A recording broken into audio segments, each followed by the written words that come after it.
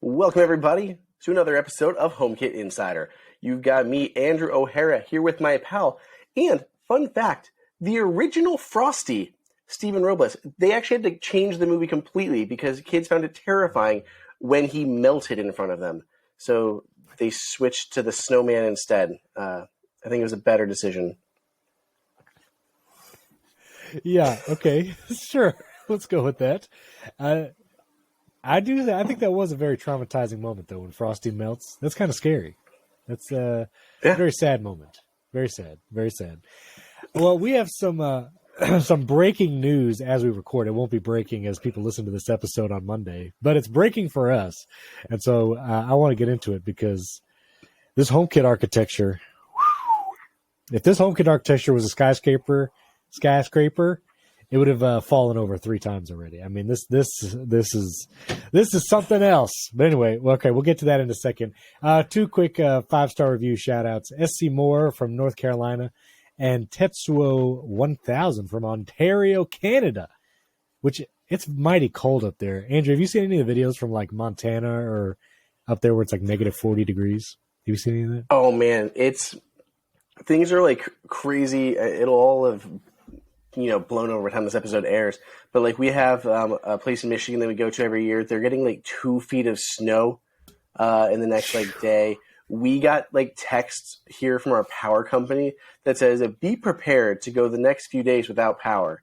So wow. I know we're not in, Montana or some of these other places that have like negative 40 degrees quite yet, but apparently it's about to get crazy here too. So we'll see. The polar vortex or something, right? Like this is the polar vortex. And I saw this one video. It was Montana, and they were like, this is how cold it is. And basically the inside of their bedroom wall was frosting over. Like there was literal frost on the wall by their headboard for their bed. And I was like, that's insane. I don't even understand how people can live there. That's crazy. Hey, as long as you got power, because that's what worries us. If we lose power and then it drops to negative 40 wind chill, which is supposed to be a thing, like crazy. How is that going to work? We got pipes that don't like being frozen. Right. It's going to be interesting. Crazy stuff. If you're up there in Montana and you listen to HomeKit Insider, let us know. I don't know if we have any Montana listeners, but this was as our listeners listen to this, it'll be the day after Christmas. And a nice little Christmas gift to me was I opened my Home app again earlier this week, and 21 of my devices stopped responding again. Happy holidays. Now, we talked about this on the last episode, and I basically went through and factory reset all the devices that weren't responding, added them all back to HomeKit, and so my home was perfect again. All devices responding, everything was great. A couple days ago, I opened the Home app again. All the same devices, all of my Leviton and Belkin switches, were not responding again. Now, I'm going to get to a little trick that I heard from a listener for a second, but apparently, this is the breaking news that just came out earlier, right before we started recording. Apple halts the update to the HomeKit new home architecture. So if you update to 16.2 now, or if you already updated but didn't do the architecture upgrade, that option is no longer available in the Home app, which just proves to me this is like bonked. Like this HomeKit architecture thing is like garbage. And Apple has pulled it. I don't know what's going to happen. Those of us who already upgraded the architecture, I mean, we're kind of up a creek. It's not like you can downgrade the architecture. But I think this proves that it's pretty messed up. So there you go. Happy holidays. I don't know. Now, you updated your architecture during the beta, right? Yeah, and I updated during the beta. I originally had those issues where my wife no longer had access to our home and stuff like that. But since then, everything has been cool. Like everything works great. We haven't had any issues at all after we got through that beta phase. This is maddening, Andrew. I don't know what the deal is. I don't know if it'll keep happening since I'm already on the architecture, but I will say, forgive me, I forgot what listener tweeted this at me. This was in one of my threads complaining about HomeKit. But they said rather than factory reset all your devices, there is a short press on Leviton and Belkin switches specifically. And those are the devices that keep disconnecting for whatever reason. It's my Belkin and Leviton dimmers and switches. But for the Leviton switches, dimmer or switch, tap and hold on the top part of the switch for 3 seconds. Just count 3 seconds and let go. The little light on the bottom will blink quickly, and it is apparently like restarting the device or restarting the Wi-Fi connection. And somehow that made them accessible again in my home app. So I didn't have to factory reset it this second time. I just tap and hold on the top part. This worked on my Leviton scene controller, my switches and dimmers. Hold for 3 seconds on the top, resets the Wi-Fi or restarts it, and they connected back to the home app. So I didn't have to factory reset those. And the Belkin switches, similar thing. There's like the bar on the bottom that you can tap and hold to factory reset if you hold it for like a long time. Well, if you hold it for, I think it's 10-ish seconds or less than 10 seconds, between 7 and 10 seconds, somewhere in there, it does the same thing. It restarts the Wi-Fi, but it doesn't factory reset it. And those started responding again in the home app after I did that. Now, I don't know if they'll stay, because this is now the second time I've had to do something to these switches, and it keeps messing them up. But I'm actually glad they pulled this HomeKit architecture upgrade, because it's messing me up pretty bad, and I imagine it might be messing other people up. So anyway, that's breaking news. HomeKit architecture. I don't know what they're going to do to solve that. If it's going to be an iOS update that's going to have to roll out to fix the issue before they bring this out again. Like, are we going to just be stuck? Plus, it's the holidays, so Apple is dropping no software updates until sometime in January. Nope. This HomeKit architecture upgrade is basically a house of cards. I'm going to call it the House of Cards upgrade. HomeKit House of Cards architecture upgrade. Anyway, that was breaking news right before we recorded. So if you already upgraded your architecture like me, sorry, it's fresh out of luck. All right, so with some HomeKit news and such, Aqara has an updated M2 hub. This is in China only right now. Imagine it will come to the US eventually, as most of Aqara stuff does. The M2 hub now has power over Ethernet, which is pretty cool. It's meaning you can power it not just by plugging it into an outlet, but you can power it over Ethernet. It has a dual-core A7 processor, so faster, twice as fast, Aqara is saying. And it utilizes a new Bluetooth 5.0 radio. Also has a pretty cool mounting screw option, so if you want to put it on a wall or even a ceiling, you can actually mount the Aqara M2 hub to one of those places. Supposedly it might have a little louder speaker too, but nice to see Aqara updating that hub. It's a nice looking hub, black little cylinder type thing. And then Aqara also announced something with Sonos. Can you tell me about that? What did they announce? Yeah, basically they're announcing direct integration with Sonos. So you can tie Sonos stuff directly to your Aqara products. So you can include them in various scenes that you have that are all in the Aqara app. But you can also do things like use that new Cube T1 Pro, and you can shake it to go to the next track, rotate to adjust volume, all sorts of things like that. And it works with the Arc, Beam Gen 2, the Sonos 5, Sonos Move, Sonos One, Roam SL, and the Sub Gen 3. So direct integration with Sonos now for Aqara gear. That's pretty fun. Using that little cube for stuff like shaking it, that'd be pretty slick. That'd be pretty fun. And more controls, I can see that. That'd be yeah. And more controls there than in HomeKit, because HomeKit, all you can do is pick it up and put it down again. So, yeah. Very cool. Now, you're going to have to help me understand this. This next article is about ring swatting. And it appears to be that people are falsely calling in the SWAT team and getting the SWAT team to visit people's houses. Like nothing is actually happening, but they get the SWAT team to visit a house, and then they capture it on their Ring camera, and then I guess get that footage to post on TikTok or whatever. I don't even know. What is happening here? What is this? Yeah, so apparently they gained access to people's Ring cams, right? They got into their email and they got access to Ring cameras. Then they would make these false emergency reports to law enforcement where the victims live, so where they hacked the Ring cameras. And then it would bring the police response, the SWAT team over, and then they would live stream the audio and video from those devices to social media in an attempt to make money, gain clout, whatever. But yeah, they hacked a bunch of people's webcams Ring cameras, and then just live streamed it. That is crazy. And so these are Ring cameras getting hacked into. Like, is this? Yeah. I mean, which I don't think it's. I don't. This is. To be clear, I'm pretty sure this is like social engineering versus like actually hacking into a camera. I'm pretty sure they just got into dumb people's like email addresses and gained access to their cameras that way. Like getting into somebody's email account is probably a lot easier than trying to actually like, hack something. Right. Pretty sure they just guess password, leak passwords, that kind of stuff. Got into the email, got into the cameras, and then swatted them. That's insane. These Ring cameras more and more.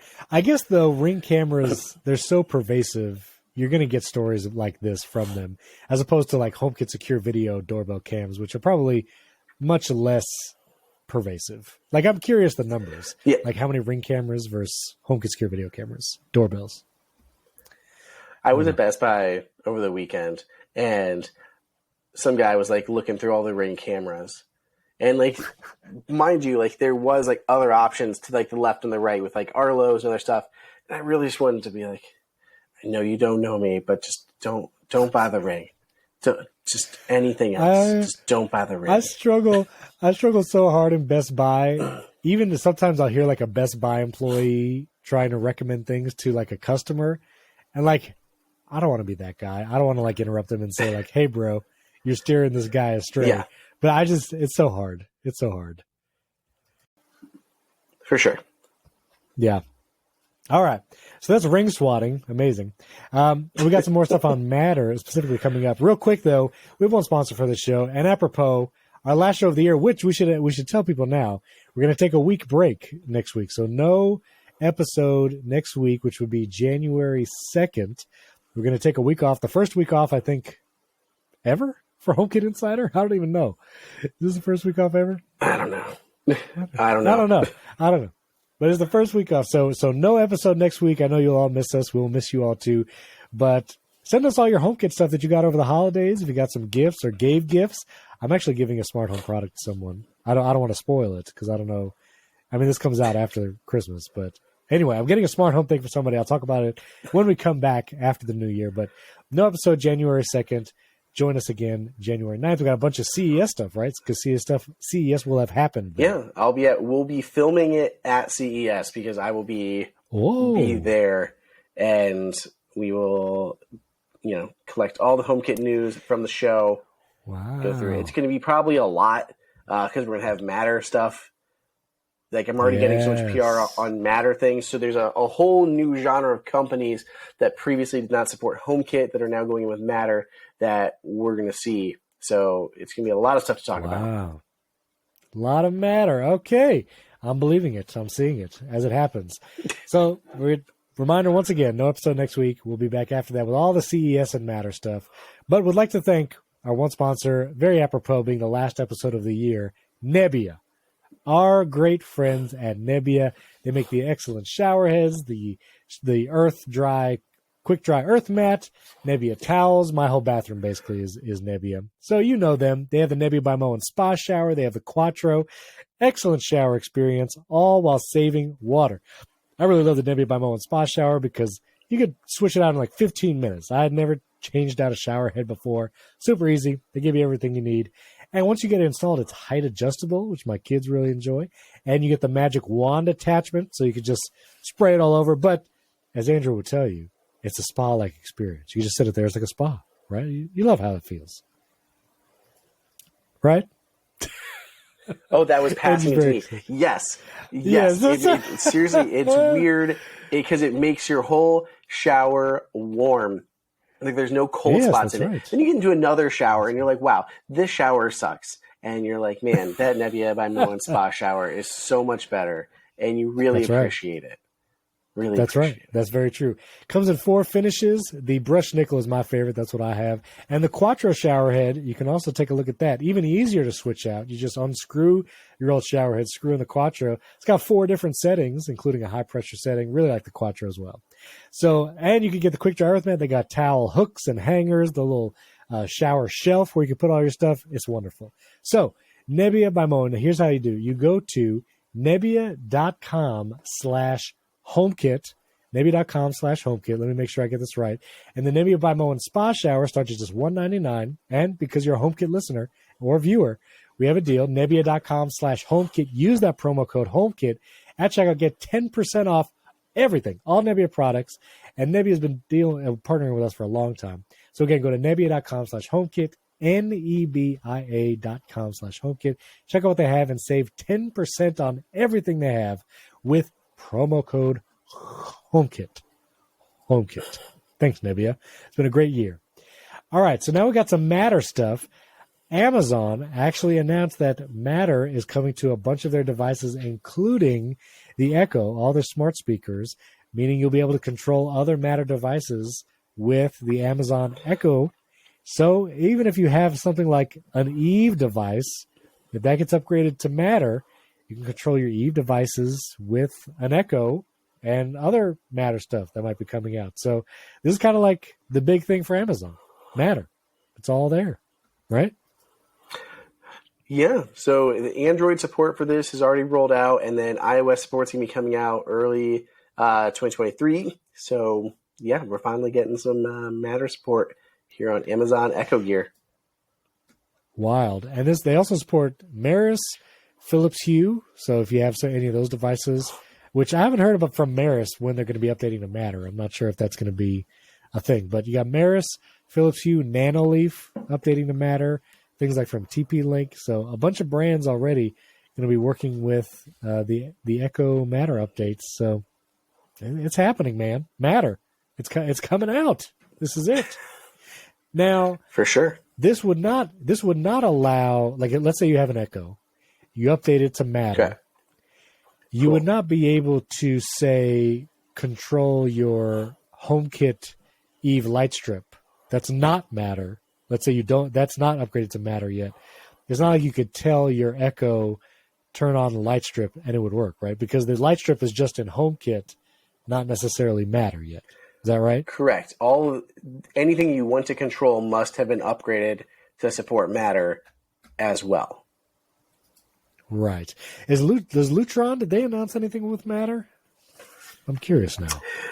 Lutron, Matter, because they have the whole hub deal. Let's see. This is from earlier March. No current hardware is compatible with Matter. Huh, interesting. So I'm not sure if Lutron's going to be supporting Matter right now. Interesting. Okay. So it's going to be weird for a little while. I feel like you're almost going to have to decide, do you still stick with like an all HomeKit home, or do you go to like a Matter home? I feel like if you want to adopt all the Matter things, including devices like from Eve or Nanoleaf that support Matter, you'd almost need to like plan to have a Matter home. You know what I mean? That kind of makes sense? Yeah, basically. I mean, it helps with people who, say you got a rebellious child who doesn't want an iPhone because they're too popular and they want an Android phone. They would still be able to control things, if they're not, Sure. going through HomeKit. They could use the Eve app and Matter through their phone that way. But yeah, like we talked about, you need everything to be Matter to be able to fully use Matter. But at least in some ways, it'll help, like with smaller things or certain things in your home that do get upgraded. Like the Eve motion blinds, I believe, should eventually support Matter. If you got a Google display there, you can control your shades and stuff through that because it's an actual pretty display, and Apple doesn't have one.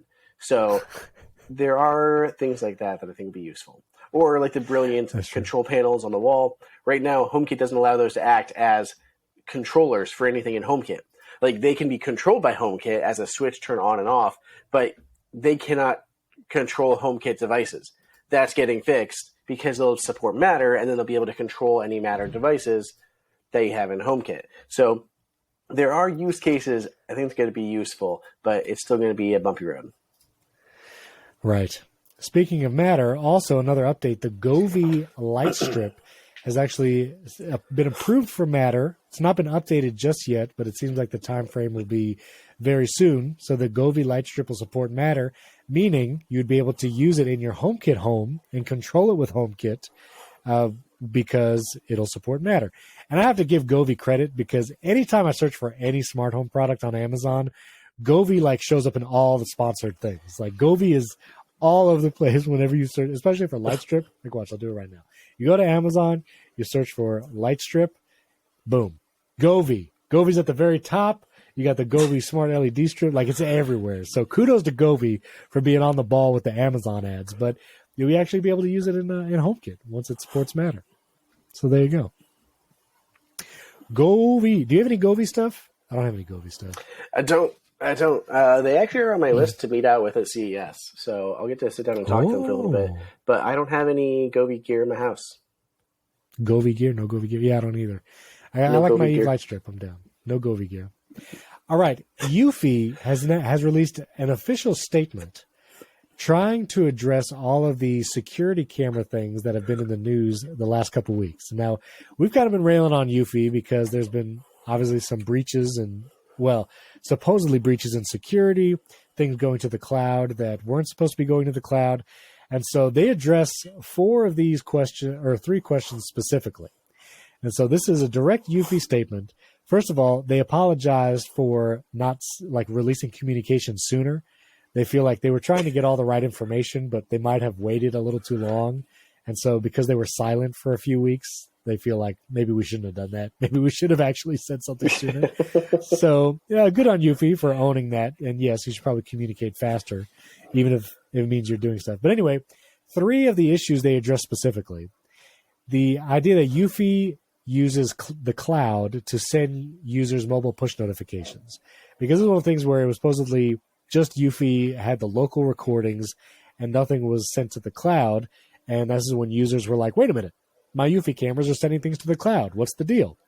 Well, Eufy admits when it comes to push notifications, the cloud has to be involved because that's just how it works. And so they use an AWS server to send notifications. So when it comes to notifications, security uses the cloud for that. Then Eufy's live view feature, and this is where we reported that there was some security flaws where if someone had the like serial number for a Eufy camera, that they could actually like remote into it and actually use it. And Eufy here in their statement says, first, no user data has been exposed, and the potential security flaws discussed online are speculative. However, we do agree there are some key areas for improvement. So they're saying that these claims were speculative and maybe I don't know if that's speculative. Right, because I thought there was like the legit Verge cases. literally confirmed it. Like the Verge confirmed that they could take a serial number, figure out the URL, drop it into VLC, and open up a live stream for a camera. So, right. I mean, I guess I understand it. I mean, when they say speculative, maybe they just mean like no one's exploited this yet. Ish, maybe. I don't know. Yeah. That's weird. But they did say they fixed it, and now they can only view streams from Eufy's web portal. So they at least have that on lock now. Right. And then finally, there was a claim that Eufy is sending facial recognition data to the cloud, and Eufy says this is not true. They said all facial recognition and biometric processes are completed locally on the user's device. This information is never processed in the cloud. And again, I thought this was something again that the Verge had uncovered, or at least there was some user that tweeted it or whatever. But Eufy says no facial recognition gets sent to the cloud. So I don't know. I don't know what to think about this. Some of it seems like, I don't know. The Verge had a pretty extensive report on it, like you said. And obviously they're trying to save face. They're trying to communicate. But I don't know. I'll stick with my HomeKit secure video cameras. That's all I'll say. That's what I'm doing. Yeah. Sticking to it. I mean, they were literally just ignoring requests from people like The Verge that were reaching out and getting no answers on, like, hey, why can't I just view a stream inside a VLC if I have a serial number? And they were just straight up not responding. And Right. that's a bad look. Like, even if you want to say it's because we're doing our research before, I don't know, just to like ghost people and sit on it like that is a bad look. Yeah, bad look. Not great. So we'll put the link to that eufy statement in the comments. We'll see. If you have any eufy cameras, let us know if you've experienced anything weird. And finally, I know it's going to be kind of a shorter episode, but we do have a listener, Tim Rand. He asked this question like a couple weeks ago on Twitter, asking about this in-wall relay. This is a HomeKit device, and this is from company Evvr, Evvr, like Ever Ready, I'm not sure. But anyway, they make an in-wall relay. We've talked about these in-wall relays before, but this seems to be like widely available, no neutral wire required to use this, which is pretty nice.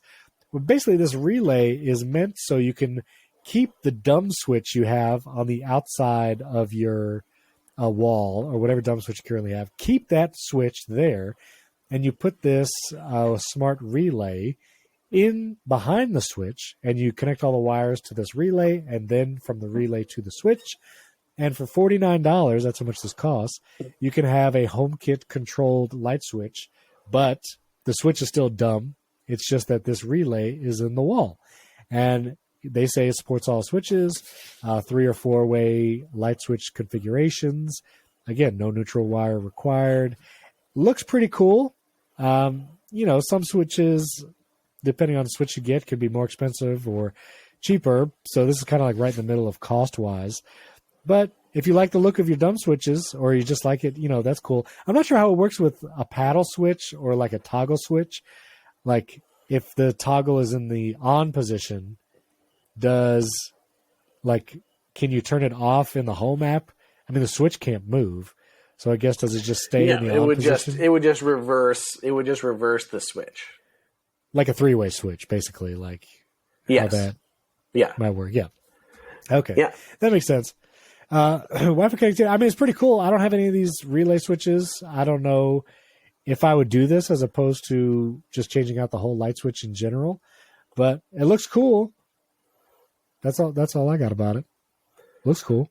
I think this is a great idea. I mean, no neutral wire, Wi-Fi enabled, and it'll work with any lights or switch in your house. That seems like a win-win on many different levels. You can go ahead and swap out the light switch like you were talking about. But Steven, how many brands of light switches do you have in your house now? Like many. Leviton, Belkin, and that was when you Lutron, planned. yes, like that was going in a new build, and you planned on what switches you were going to use, and somehow you still have many different ones. And I think it's annoying when you go into rooms and it's like, okay, this one's this type of switch, this one's this type of switch, this is this type of switch, and they all feel and act differently. This being able to have a standardized switch across your house, being able to have Wi-Fi support, which they're not always Wi-Fi. A lot of times they're Bluetooth. So you got Wi-Fi connectivity. You have the price isn't bad. I don't think the price is bad at all.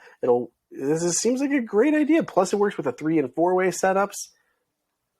Yeah, this is sweet. That's true. Yeah, let's go. You can also get this it on the first Amazon. One out there, but they're cool. Yeah, it's on Amazon too. Also on sale. You can get it for like $44 as we record. So I'll put a link to the Amazon one in show notes as well. But it is cool. And yes, going back, I should have sprung for all Lutron switches. That's all I'll say. Although they didn't have the Diva and the Claro. Yeah. But they didn't have the Claro or the Diva switches when I was doing it all. If they had those, I probably would have been more inclined to do it because they just look like normal switches and they feel really great. I just didn't want, because the older Lutron switches with all the icons and stuff, I just wasn't as crazy about that. So if it was all Diva and Claro, I would go with all Lutron. 100%. For sure. Well, right here at the end, I don't know, Andrew, as we look into the new year, 2023, what's something that you hope to see from HomeKit? Maybe 2023 WWDC. What are some things maybe you're wanting in the HomeKit space still? It's something we've already talked about, honestly. I mean, at least we have unlimited cameras now, but I want much more bolstered AI detection and more reliability with Apple's cameras. I want there to be more control like motion sensors and stuff like that. I want to be able to use any sensors for security systems so that I can have, say in a car system, but I can use like my Ecobee and other sensors across the house to use for those.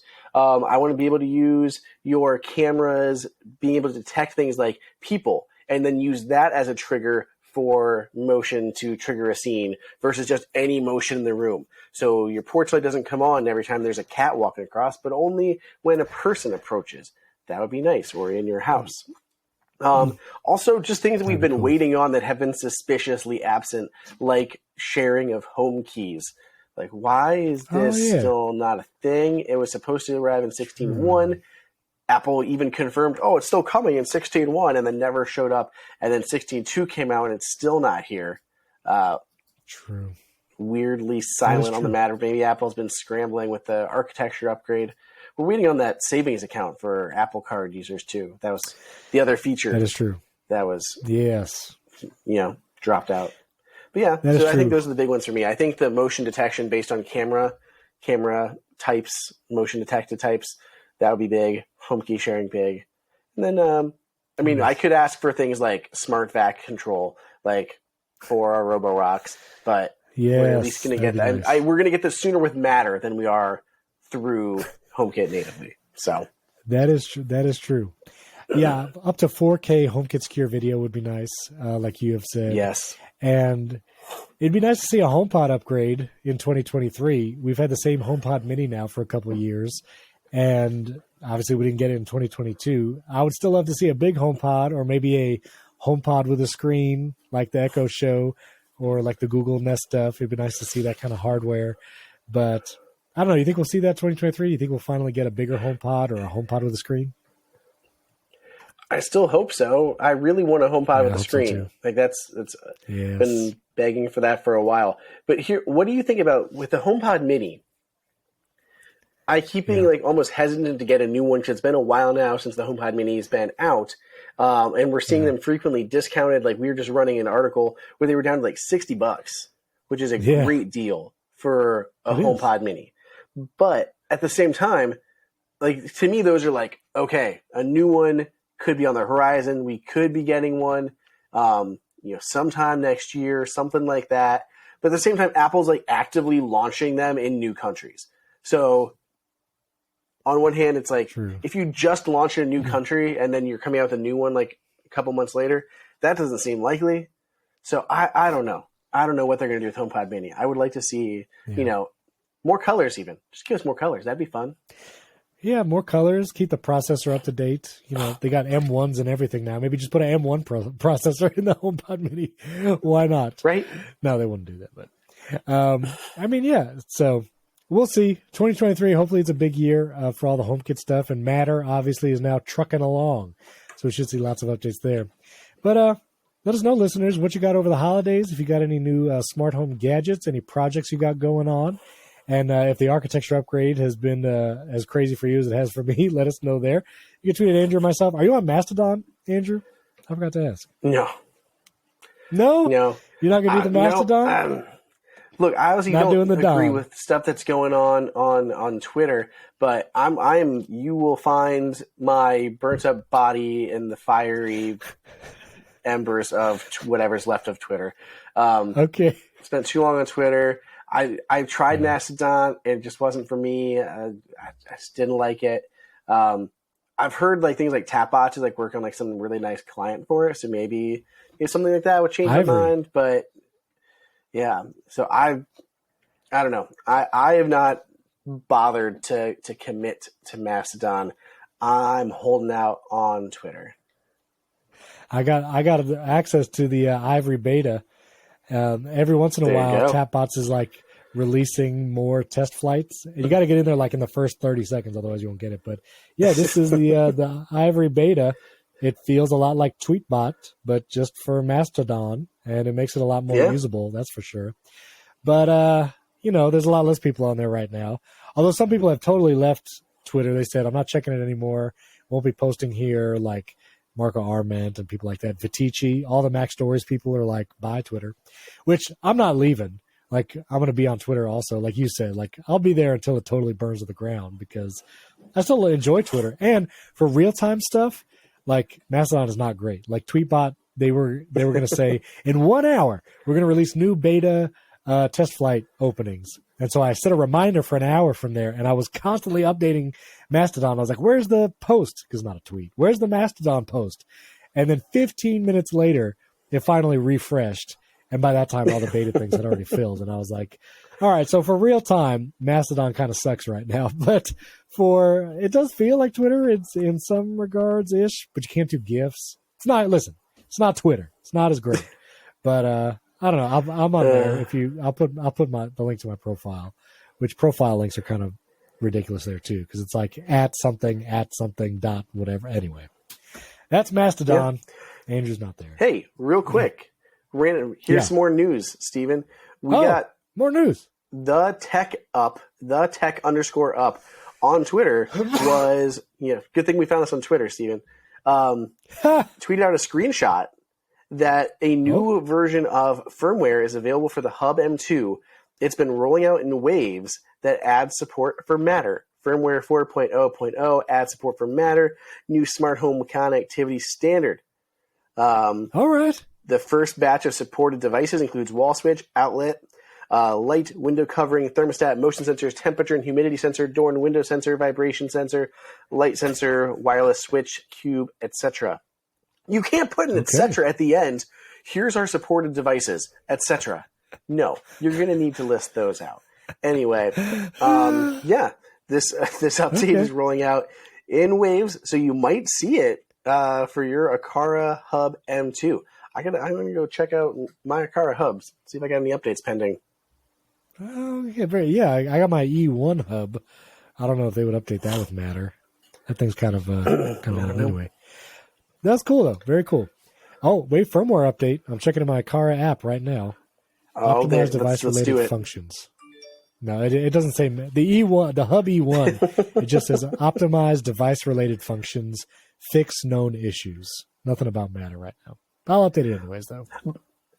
Yeah. By the way, I was gonna do. I'll do a review on a future episode, but I have to say, the Aqara pet feeder, fantastic, so good, so good. And one of my favorite things about it is that you can tie it to Siri shortcuts. So Oliver, our one cat, he's on like a schedule, but I also feed him extra every once in a while. So like I'll walk into like the bedroom, and he'll be like, meow, meow, and I'll be like, Siri, feed Oliver, and food comes out. It's so cool. It's great. Now wait a minute. This is the Aqara Pet Feeder C1, right? Yeah. Yes. Okay. Now, how much food will it hold in the top part, though? Like this much. This much food. Okay. 3-dimensional so how space. often do you have to refill?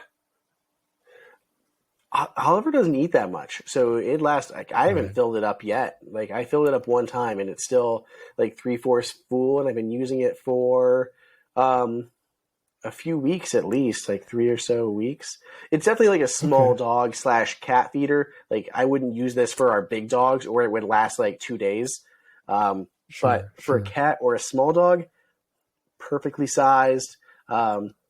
The only downside, because apparently we're doing this review now, the only downside is you don't get an alert when it is offline or missed a feeding. And I think that's an important thing that it's lacking, because I had the PetNet feeders for a while, and if they ever went offline or anything like that, it would alert you that it had lost connectivity and you may have missed a feeding. So with the Aqara one, it will tell you if it goes offline, but then you don't get subsequent alerts like a feeding should have taken place at 8 a.m.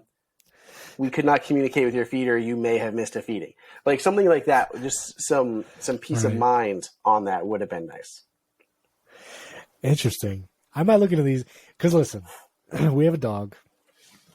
The kids are supposed to feed the dog. They never remember to feed the dog. And so I have to constantly tell them to feed the dog. And so now I'm like, I never thought about this before. Maybe I just automate this junk. Maybe I just get an automated pet feeder. But I would want one where it holds a bunch of stuff. You know what I mean? So I don't have to like refill it all the time.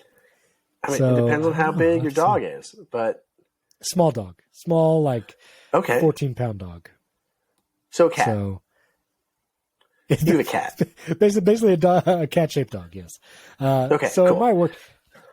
Yeah, because all these say cat feeders. I'm looking at these top 10 articles for Wi-Fi pet feeders, and they all say cat feeders. But I mean, I assume it would work for dogs. Anyway. Yeah. Hey, I've been asking for a HomeKit pet feeder for also a long time. I talked about when we had the pet net, and during the COVID, they shut down. We had to stop using it because their cloud servers went belly up. Right. And you could no longer make changes to them. So like they still worked as long as you didn't make any changes to them locally. But if you need to like update your settings or anything like that, you couldn't do it. So eventually we stopped using those too. But I would love a HomeKit enabled pet feeder. Because that's not even a category. Just right? to do this. There's no HomeKit pet feeder category yet. No, it's what I'm asking for. I want it. Right. That would be nice. Well, listeners, let us know. If you have an automated Wi-Fi pet feeder, I want to know. Because I think I want to get one now. I never thought about it before, but I'm going to do it so I can stop yelling at my kids to feed the dog. Tweet at Andrew, myself, or Mastodon me. Andrew refuses to be on Mastodon. I'll put all those links in the show notes. And yeah, thanks for tuning in. Thanks for a great year, HomeKit Insider listeners. And we'll see you on the 9th. January 9th will be the next episode. We'll see you guys then. Ta-ta. Goodbye. See ya.